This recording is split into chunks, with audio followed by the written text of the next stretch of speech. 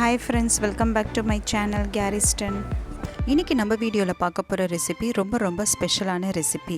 இந்த ரெசிபி செய்கிறது ரொம்ப ஈஸி, அதே சமயம் ரொம்ப டேஸ்டியாக இருக்கும் அண்டு ஹெல்த்தியும் கூட. வீடியோக்குள்ளே போகிறதுக்கு முன்னாடி நம்ம சேனலை சப்ஸ்கிரைப் பண்ணிக்கோங்க, கூடவே இருக்கிற பெல் ஐக்கனை கிளிக் பண்ணிக்கோங்க. வாங்க எப்படி செய்கிறதுன்னு பார்க்கலாம்.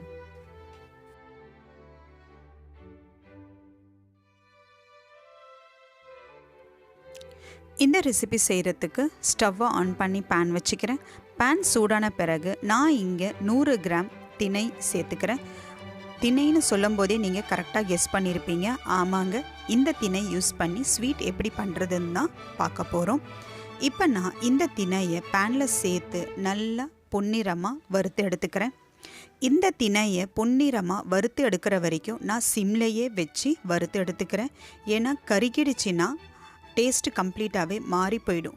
அதனால் நான் சிம்லையே வச்சு பொன்னிறமாக வறுத்து எடுத்துக்கிறேன். இப்போ பாருங்கள், நல்லா பொன்னிறமாக மாறிடுச்சு. ஸோ இதை ஒரு தட்டில் மாற்றிக்கிறேன். இப்போ நான் இங்கே 25 கிராம் பாசிப்பருப்பு எடுத்திருக்கேன். அதையும் நல்லா பொன்னிறமாக வறுத்து எடுத்துக்கிறேன். ஸோ இது பாசிப்பருப்பும் நல்லா பொன்னிறமாக மாறிடுச்சு. ஸோ இப்போ இது ரெண்டுத்தையும் சேர்த்து ஆற விட்ட பிறகு நான் மிக்ஸி ஜாரில் சேர்த்து கொஞ்சம் கொரன்னு அரைச்சி எடுத்துக்கிறேன். ஏன்னா அப்படியே முழுசாக போட்டோன்னா வேகிறதுக்கு லேட்டாக ஆகும். அதனால் நான் மிக்ஸி ஜாரில் சேர்த்து கொஞ்சம் கொரன்னு அரைச்சி எடுத்துக்கிறேன். இப்போ பாருங்கள், மிக்ஸி ஜாரில் சேர்த்து ஓரளவுக்கு கொரன்னு அரைச்சி எடுத்துக்கிட்டேன்.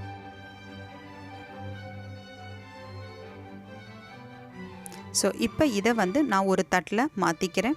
ஸோ ஸ்டவ்வை ஆன் பண்ணி பேனை வச்ச பிறகு நான் இங்கே 250 கிராம் வெல்லம் சேர்த்துக்கிறேன். பாதி கப்பு தண்ணியை சேர்த்து வெல்லத்தை நல்லா கரைச்சி எடுத்துக்கிறேன். வெல்லம் கரைஞ்சி வரும்போது நான் இங்கே 1 டீஸ்பூன் ஏலக்காய் தூள் சேர்த்து நல்லா மிக்ஸ் பண்ணி விட்டுக்கிறேன். ஸோ இப்போ பாருங்கள், வெல்லம் எல்லாமே நல்லா கரைஞ்சிருச்சு.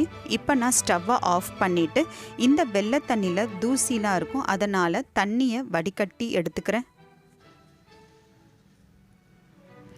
இப்போ நான் ஸ்டவ்வை ஆன் பண்ணி ஒரு பாத்திரம் வச்சுக்கிறேன்.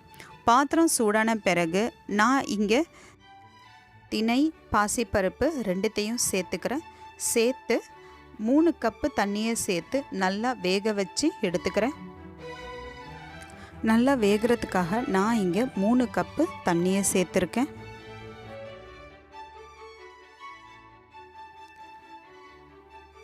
தண்ணியை சேர்த்த பிறகு நான் பிளேட் போட்டு க்ளோஸ் பண்ணி வச்சிடுறேன் 15 நிமிஷத்துக்கு. இப்போ பாருங்கள், 15 நிமிஷம் ஆயிடுச்சு. ஸோ திணையும் நல்லா வெந்துருச்சு. ஸோ இதுதான் கரெக்டான கன்சிஸ்டன்சி. இப்போ நான் 1 கப்பு காய்ச்சின பாலை நான் இதில் சேர்த்துக்கிறேன். சேர்த்து நல்லா மிக்ஸ் பண்ணி விட்டுக்கிறேன். அதுக்கப்புறமா நம்ம வடிகட்டி வச்சுருந்த வெள்ளைப்பாகை நான் இதில் சேர்த்துக்கிறேன். சேர்த்து நல்லா மிக்ஸ் பண்ணி விட்டுக்கிறேன். ரொம்ப கொதிக்க வேண்டாம், ஒரு கொதி வந்தால் போதும். இன்னொரு பக்கம் நான் ஒரு பாத்திரத்தில் 4 டேபிள் ஸ்பூன் நெய்யை சேர்த்து, நெய் சூடான உடனே முந்திரியும் திராட்சையும் கொஞ்சமாக சேர்த்து நல்லா பொன்னிறமாக வறுத்து அந்த நெய்யை நான் இதில் சேர்த்துக்கிறேன். சேர்த்து நல்லா மிக்ஸ் பண்ணி விட்டுக்கிறேன். மிக்ஸ் பண்ண பிறகு ஸ்டவ்வை ஆஃப் பண்ணிடுறேன். அவ்வளோதாங்க, நல்ல சுவையான, நல்ல மணமான, நல்ல சத்தான திணை ஸ்வீட் தயார். இதை செய்கிறது ரொம்ப ஈஸி, அதே சமயம் ரொம்ப டேஸ்டியாக இருக்கும் அண்ட் ஹெல்த்தியும் கூட. ஸோ வீட்டில் கண்டிப்பாக ட்ரை பண்ணி பாருங்கள். ட்ரை பண்ணி பார்த்துட்டு எப்படி இருக்குன்னு சொல்லுங்கள்.